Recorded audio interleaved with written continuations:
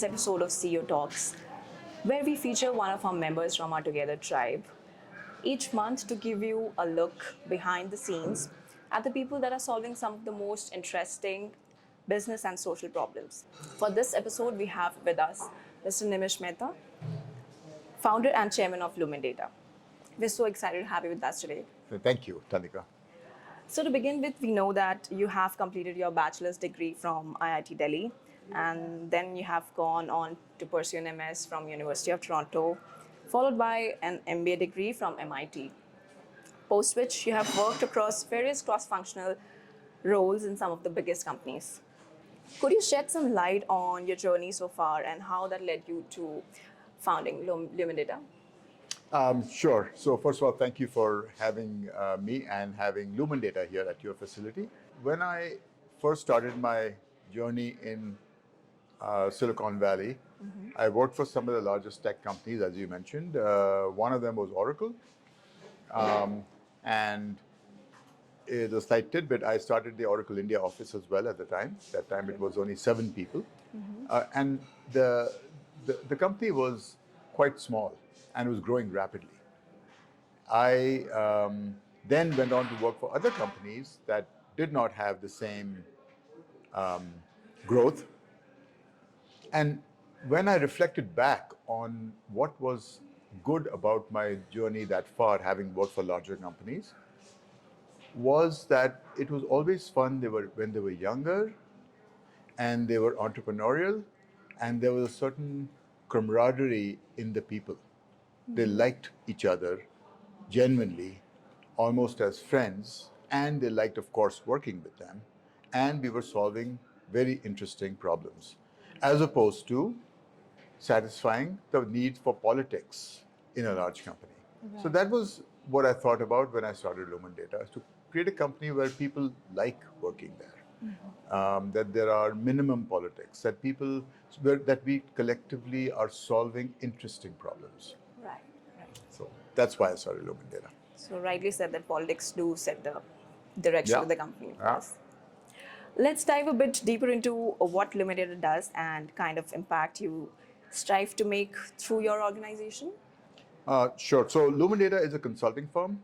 We help our customers solve some of their most intractable data problems or issues that emanate from data.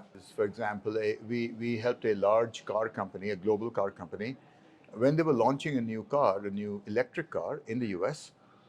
The question that they were struggling with is, how do we attract a different demographic to buy this car? Okay. Now, you can't change the shape of the car. You can't change the basic platform on which it's built. Right. But you can change the colors. You can change the packages that go with it. So, for example, should we offer lifetime charging that, say, Tesla has? Right. Or should we offer different higher-end stereo system to attract a younger crowd? Things like this. There were many such examples. We're helping the US Food and Drug Administration accelerate the time it takes to approve medicines, okay. Which is another very important issue in the US. It takes too long. Okay. So things like that. So we help customers solve problems like this. Okay. That's interesting. How does LumenData help business in analyzing data? So, as a company, we are experts in the data aspect of the company. So what I mean by that is, if you think about this car company or US FDA or US Department of Labor, we don't understand their business. We are not, pharmaceutical experts. We're not car people. Right. So for every problem, our approach is, there is underlying this business challenge or question or opportunity, there is some data that we can look at to either prove or disprove the hypothesis, and to look for a way to bring forward that advantage. So the approach we take is, let's look at the data and see if it proves or disproves what the company believes to be true, or what the company would like to do. So we're helping them go away from myth. Companies develop myths. we think this is good and that's good. And we'll look at the data and tell you if it's good or not. Right. Coming to our next question, LumenData is going to be soon celebrating its 15th year. Yeah. Where do you see the company 5 years from today? That would be Yeah. 2028. Yeah, it's been a long journey, and a few things I would say in that now almost 15-year journey is that we've gone through many ups and downs, and we'll talk about lessons learned and all that in a bit. But I think the way I look at the company is I would like it to be a much larger company solving even more difficult challenges for our customers. That's one thing. I want it also to be a company that is one where employees are proud to be there, and they feel that it's something that they can even bring their husbands or their wives or their children, hopefully most of all, and show them where we work. That pride must be there, and it is something where the culture must help them through that. I want that. So maybe a more employee-centric Yeah. Yeah. atmosphere. Yeah. That's interesting. What are some of the biggest opportunities and challenges you foresee in industry currently? Well, the opportunities are massive. I mean, every company increasingly relies on data for all sorts of things. We all do that for every manner of our business, to provide insights, to provide new business opportunities, to address challenges.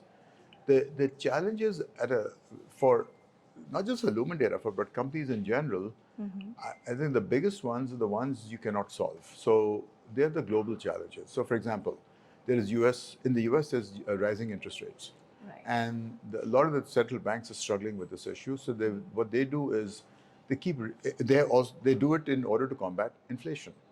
The unintended side effect is that companies stop investing across the board, including not investing in IT. So that's an example of a challenge. The COVID pandemic really put a damper on a lot of business opportunities. There's also rising nationalism. It's happening here. It's happening in the US. And so it fights globalization. So basically, companies fight or push back on excessive transfer of jobs, Right. which, if taken to an extreme, will hinder businesses, because it means you want to create local jobs, and for reasons that are not to do with business benefit, you don't want to transfer. It's because we're Americans and we don't want jobs outside our country, or we're Indians and we don't want job outside our country. This kind of thing. So that problem exists and is increasing. Right. How do you think AI is going to shape the way organizations work, especially with data? Yeah, so there's a lot of movement on AI. It's the one bright spot in otherwise a fairly difficult tech environment, at least in the US. So I think, there's always the sort of the fad of the moment. There are some more recently, Chat GPT is an example of a Right. fad. Right. I call it a fad not because it's very good technology, it's amazing technology. But the way I think of it is, if you step back and you ask, is this the panacea?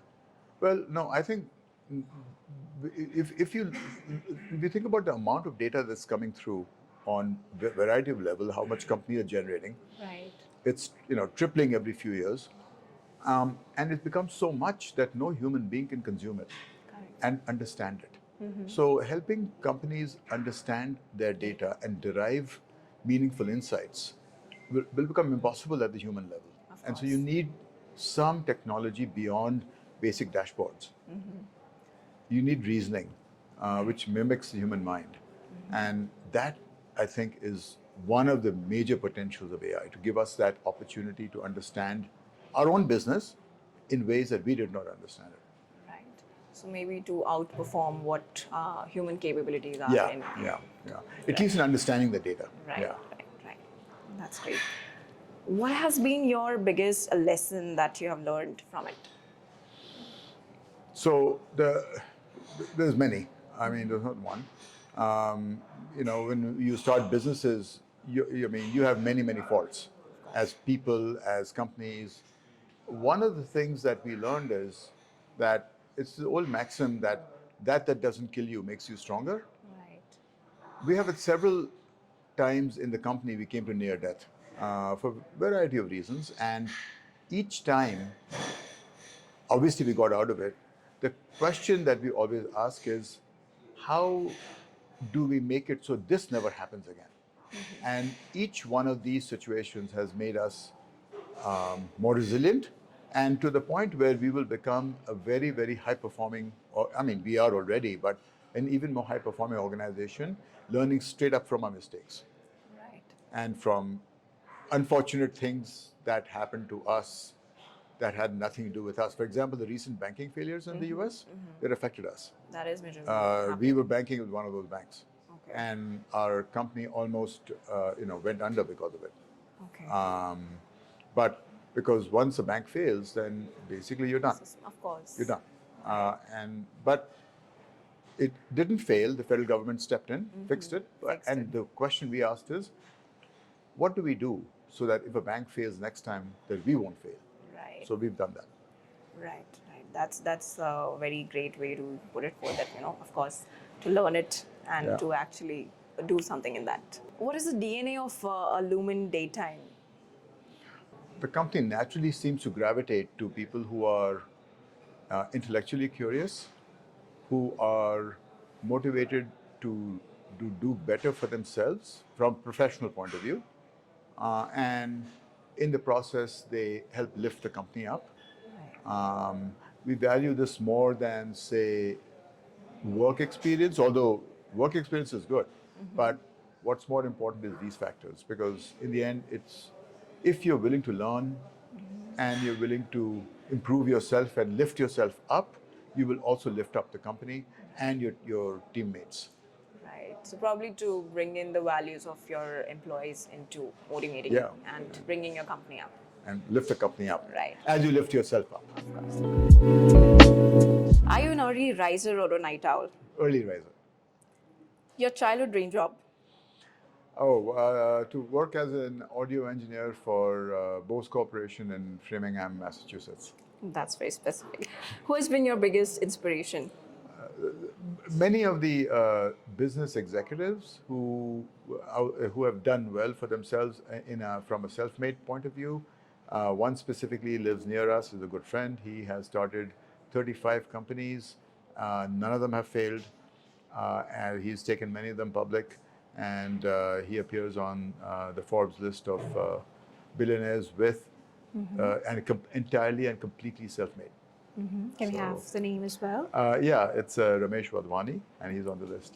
What book are you currently reading? So I'm reading a couple of different books. One of them is called Dreamland. It's about the drug problem in the United States, which is significant. Right. It sort of, if you've seen, there's an Indian movie to that effect as well about the drug problem in Punjab. Urta Punjab. Yes, and it's similar to that, but this is a book about it, so it's actually fairly scary. The other one is The Anarchy, which is William Dalrymple, about the British and what they did to India, and that one. So, Okay, that's great. What is the best professional advice you ever got and from whom? so that was interesting. So many years ago, when I was at Oracle and wanting a promotion, one of the points of advice I got was, in your career, you should strive to be in a position so that you can't be compared. Because if you are in a position where you're compared to others, so in the same role as other people, then comparative norms set in. Oh, how are you relative to the other person? But if you actually do something that's unusual or different, that just stands out, that you can't be compared, then it's way easier to promote you. So I always remembered that is differentiate yourself in every place that you are. Rightly said. How do you start your day? But I make a cup of tea the Indian way. Do you? Yeah, Okay. every morning. And then I started that way. Nice one. The one trait you look for in new hires? Curiosity. Curiosity. Nice. How do you unwind after a day of work? So my wife and I watch Kaun Banega Crorepati. We are actually caught up in a lot of episodes because it's great. You learn all this stuff. That's Right. one. We also read a lot. Both of us read a lot. So Okay. Thank you so much for taking time to come and share your story with us. Sure. Before you go, one last question. Yeah.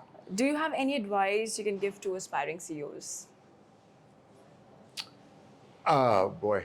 So I have an old maxim that says, if you're building a home, right, build a home that you want to live in. Right.